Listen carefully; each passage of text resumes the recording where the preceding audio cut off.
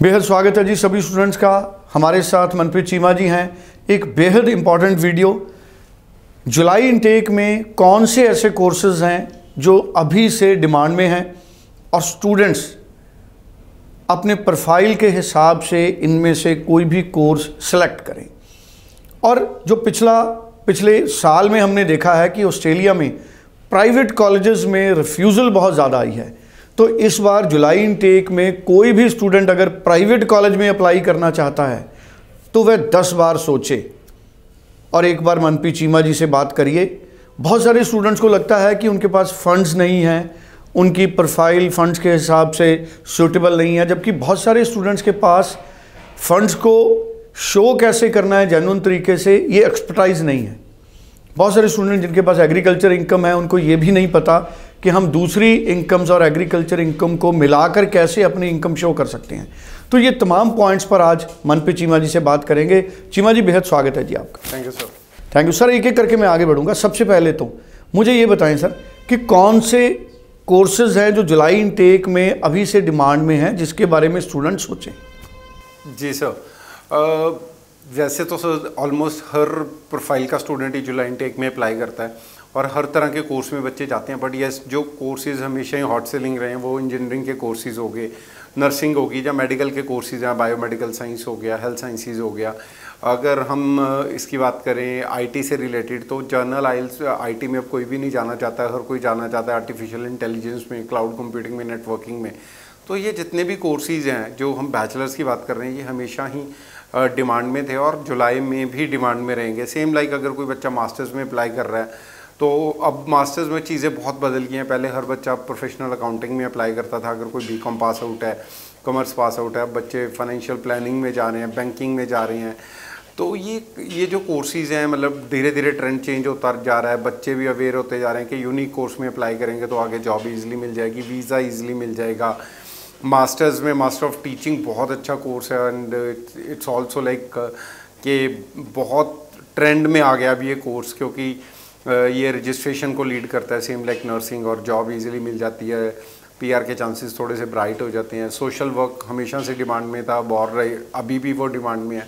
तो ये कुछ कोर्सेज़ हैं जिनमें हर बच्चा अप्लाई करना चाहता है बिकॉज जॉब अपॉर्चुनिटीज़ अच्छी हैं ऑस्ट्रेलिया में इन कोर्सेज़ को करने के बाद। टीचिंग हो गया, नर्सिंग हो गया, मेडिकल से रिलेटेड और कोर्सेज हो गया, आर्टिफिशियल इंटेलिजेंस हो गया, cloud computing, banking, financial planning, data science, ये सारे बहुत अच्छे कोर्सेज हैं। इनमें बच्चों को अप्लाई करना चाहिए बिकॉज यूनिक कोर्सेज हैं और वीज़ा हाई कमीशन हमेशा यूनिक कोर्स में हमेशा खुश होकर वीज़ा देगा रेदर देन अगर कोई बच्चा किसी जेनरिक कोर्स में अप्लाई कर रहा है। तो मैं हर बच्चे को यही बोलूँगा कि एक स्पेशलाइजेशन के साथ किसी भी कोर्स में अप्लाई कर रहे हो, एक अच्छे स्पेशलाइजेशन में अप्लाई कीजिए। Don't go for that generic courses कि मुझे एमबीए सिर्फ नॉर्मल करनी है या मुझे बैचलर्स ऑफ बिजनेस करना है। इन कोर्सेज में वीज़ास बहुत कम आ रहे हैं, जो जितने भी जेनरिक नॉर्मल कोर्सेज हैं। बिल्कुल ठीक है। और एक बार मुझे ये भी आप बता दें, पिछले साल प्राइवेट कॉलेजेस में बहुत रिफ्यूज़ल हुए स्टूडेंट्स के, तो आप क्यों रिकमेंड करते हैं कि प्राइवेट कॉलेज से स्टूडेंट्स बचें? क्या ये कारण माना जाए कि अच्छे प्रोफाइल बहुत सारे एजेंट्स जिनके पास डायरेक्ट अच्छी यूनिवर्सिटीज़ नहीं हैं, सरकारी यूनिवर्सिटीज़ नहीं हैं, वो स्टूडेंट्स को प्राइवेट कॉलेज की तरफ रश कर देते हैं, लेकिन स्टूडेंट का नुकसान हो जाता है? क्या यही एक मेजर रीज़न है कि ऐसे प्रोफाइल जो पब्लिक और सरकारी यूनिवर्सिटी, पब्लिक अच्छी रिप्यूटेड प्राइवेट यूनिवर्सिटी के लिए एलिजिबल हैं, वो कॉलेज में चले जाते हैं तो रिफ्यूज़ल मिलता है? तो अब इससे बचे कैसे स्टूडेंट्स? देखो सर, बहुत सिंपल है। अगर कोई बच्चा, आजकल तो इतना एडवांस टाइम आ गया, अब तो किसी पर डिपेंड होना ही नहीं चाहिए। मैं तो ये बोलता हूँ कि इवन अगर कोई बच्चा हमारे से भी अप्लाई करता है, मैं तो बच्चे को ये बोलता हूँ कि आप खुद इंटरनेट पे एक बार प्रॉपर रिसर्च करो, पढ़ो, जो भी मैं ऑप्शंस आपको दे रहा हूँ, जो मेरी टीम जो भी आपको ऑप्शंस दे रही है आगे फर्दर स्टडीज़ के लिए। तो आप डिपेंड मत रहो कि मेरा एजेंट या मेरा जिससे मैं अप्लाई कर रहा हूँ कंसल्टेंट वो ही मुझे बताएगा, उसको ही नॉलेज है। समटाइम इट हैपन कि वो गलत कोर्स भी बच्चों को गाइड कर देते हैं, क्योंकि विदाउट नॉलेज आप देखो बिना किसी एक्सपीरियंस से भी लोग कंसल्टेंसीज चला रहे हैं, तो उनमें इतनी अवेयरनेस खुद ही नहीं है। पहले तो जो बंदा आपको गाइड कर रहा है, जो आपकी काउंसलिंग कर रहा है, काउंसलिंग कहने को बहुत छोटा वर्ड लगता है पर मेरे को लगता है बहुत बड़ी रिस्पॉन्सिबिलिटी होती है काउंसलर की, क्योंकि उसके हाथ में पूरा करियर है एक बच्चे का। तो जो भी काउंसलिंग कर रहा है आप देखिए उसका कितना एक्सपीरियंस है और वो आपको कौन से कोर्सेज गाइड कर रहा है, उसके बाद अपनी खुद की रिसर्च भी कीजिए। देखो प्राइवेट कॉलेजेस में कभी भी वीज़ाज़ नहीं आते थे, 100 फाइल्स लगती थी, 10 वीज़ाज़ ही आते थे, उससे ज़्यादा कभी वीज़ाज़ नहीं आए। और मैंने अपने करियर में एक सिंगल स्टूडेंट भी किसी प्राइवेट कॉलेज में नहीं अप्लाई करा। यूनिवर्सिटीज़ की रैंकिंग बहुत होती हैं, वर्ल्ड रैंकिंग जिसको हम बोलते हैं। अगर कोई university, Australian university world ranking में टॉप 50 में आ रही है, तो आप सोचो कि उसका रेपुटेशन कितना हाई होगा। अगर बच्चा वहाँ से अपनी बैचलर्स कंप्लीट करके चाहे वो इंडिया वापस आता है, जहाँ वो किसी और कंट्री में भी जाता है, तो एटलीस्ट उसको जॉब तो मिल जाएगी, उसके पास एक रेप्यूटेड डिग्री तो है इन हैंड। और जो कंपनी आपको रिक्रूट कर रही है, जॉब दे रही है, उसको भी पता होता है यूनिवर्सिटीज़ का, उस चीज़ का भी हमेशा इंप्रेशन पड़ता है जो आपको सिलेक्ट कर रहा है कि बच्चा पढ़ा कहाँ से है।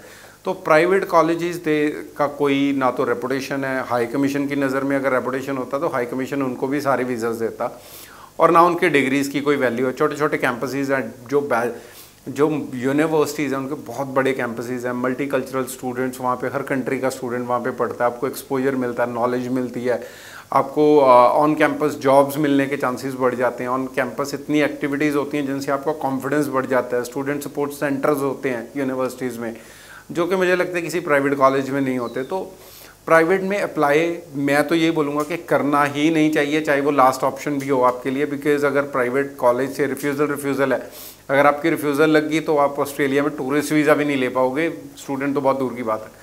तो गलत डिसीजन मत लीजिए। अगर आपकी एलिजिबिलिटी बनती है, अच्छे से रिसर्च कीजिए, इस चीज़ के पीछे मत लगिए कि फ़ीस बाद में जाएगी, मेरे पैसे बच जाएंगे, वीज़ा नहीं आया। अगर आप पहले ही इतने नेगेटिव चलोगे तो वीज़ा के चांसेस पहले दिन ही कम हो जाएंगे। तो डोंट बी सो नेगेटिव, आप पॉजिटिव होके चलो। बहुत अच्छे एक्ट्स हैं ऑस्ट्रेलिया में स्टूडेंट्स को लेके, कभी भी किसी की फ़ीस का नुकसान नहीं होता अगर कोई बच्चा फ़ीस भी भर देता है। अगर मैं 0.1% सोच भी लूँ कि किसी का नहीं भी हुआ वीज़ा थ्रू, तो किसी के पैसे नहीं ख़राब होते। अगर आप ये सोच रहे हो कि मैं प्राइवेट में तो मैं इसलिए बच जाऊँगा कि मेरे पता नहीं वीज़ा आएगा कि नहीं, आप पहले इतने नेगेटिव होकर चलोगे तो वीज़ा कभी भी नहीं आएगा। So be positive, apply in a good reputed university, in a good course, आगे सारी चीज़ें स्मूथली आपकी निकलेंगी। और यूनिवर्सिटी के रेपुटेशन के ऊपर वीज़ा देता है high commission. Auto grant visas जो होते हैं वो कभी भी प्राइवेट कॉलेजेस के नहीं आते, वो हमेशा यूनिवर्सिटीज़ के आते हैं। और सर बहुत सारे स्टूडेंट्स के पास फ़ंड होते हैं लेकिन उनको शो करने नहीं आते। उनको लगता है कि हमारे पास फंड्स नहीं है, तो वो या तो प्राइवेट कॉलेज में चले जाते हैं या फिर उनको रिफ्यूज़ल। एक्चुअली वो भी काउंसलर की ड्यूटी है कि देखो जो एजेंट्स हैं, मैं ये नहीं बोलूँगा कि कोई गलत काम कर रहा है या कोई सही कर रहा है, बट कोई गाइड भी नहीं करना चाहता। कोई nobody wants to give them a proper clarification के फाइनेंशियल्स अरेंज कैसे होने हैं। कई बार बच्चे के पास पैसा या पेरेंट्स के पास पैसा होता है, सिर्फ गाइड करने की ज़रूरत होती है कि वो कैसे मैनेज कर सकते हैं। एक तो मिसलीडिंग इन्फॉर्मेशन बहुत है जी, 50 लाख चाहिए, 40 लाख 6 महीने पुराने चाहिए जी, उसके बिना तो होता ही नहीं। कोई ये नहीं बताता कि फ्रेश फंड्स को हम कैसे दिखा सकते हैं, फ्रेश फंड्स का मतलब क्या है, उनके हम सोर्स भी दिखा सकते हैं। तो ये छोटी छोटी चीज़ें हैं कि जिनके कारण लोग मिसगाइड हो रहे हैं और ये पैकेजेस में अप्लाई कर रहे हैं बच्चे। वे मेरा पैकेज कर लो, हमें भी फ़ोन आते हैं सर पैकेज कर लो, आप पैकेज नहीं करते। तो चीज़ें मेरे को लगता है कि ग्राउंड लेवल पे जो पहले ख़राब हो चुकी हैं उनको ठीक करना बहुत ज़रूरी है। और बच्चों को खुद रिसर्च करना चाहिए। हर यूनिवर्सिटी की वेबसाइट पे उनकी कॉन्टैक्ट डिटेल्स होती है। अगर आपको कंसल्टेंट पे ट्रस्ट नहीं है, आप सीधा यूनिवर्सिटी में कॉल कीजिए, मेरी ये प्रोफाइल है, क्या मुझे एडमिशन मिलेगी। तो ये छोटी छोटी चीज़ें, थोड़ा सा तो आपको, मैं बच्चों को बोलूँगा, थोड़ा सा तो कॉन्फिडेंस आपको अब दिखाना पड़ेगा। आप कॉल करने से डरिए मत यूनिवर्सिटी में, या कंसल्टेंट को ये मत बोलिए कि उस यूनिवर्सिटी में अप्लाई करिए जहाँ पे मेरा इंटरव्यू ना हो, जहाँ पे मेरे को कुछ यूनिवर्सिटी पूछ ना ले। आप एक ऐसे कंट्री में जा रहे हो जहाँ पे सारी स्टडी इंग्लिश में होगी, जहाँ पे हर लेक्चर इंग्लिश में होगा, तो एक इंटरव्यू से क्यों डरना। तो एक इंटरव्यू के कारण सिर्फ कई बार बच्चा बोल देता है सर नहीं इस यूनिवर्सिटी में रहने दो, ये तो इंटरव्यू लेते हैं, आप कॉलेज में अप्लाई कर दो। तो डोंट डू दिस। आप अपने करियर के साथ मत खेलिए। एक बार ऑस्ट्रेलिया की रिफ्यूज़ल लग जाए, दोबारा ऑस्ट्रेलिया का वीज़ा नहीं मिलता है। सो बी कॉन्फिडेंट। और बहुत टफ इंटरव्यूज़ ना हाई कमीशन लेता है ना यूनिवर्सिटीज़ लेती हैं। अगर वो सबको फेल ही करते जाएंगे तो पढ़ेगा कौन यूनिवर्सिटीज़ में। तो don't be afraid of these interviews. बहुत ईजी, जनरल आपके बारे में पूछा जाता है, कोर्स के बारे में पूछा जाता है और बहुत ईजिली क्रैक हो जाती हैं। हम आपको पूरी प्रिपरेशन करवाएंगे।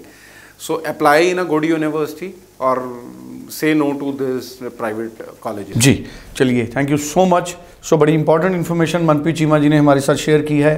स्क्रीन पे नंबर है, मनप्रीत चीमा जी से एक बार बात ज़रूर करिए, पर्सनली चीमा जी से मिलिए चंडीगढ़ में जाके, या व्हाट्सएप करिए। Thank you so much Cheema ji. Thank you sir.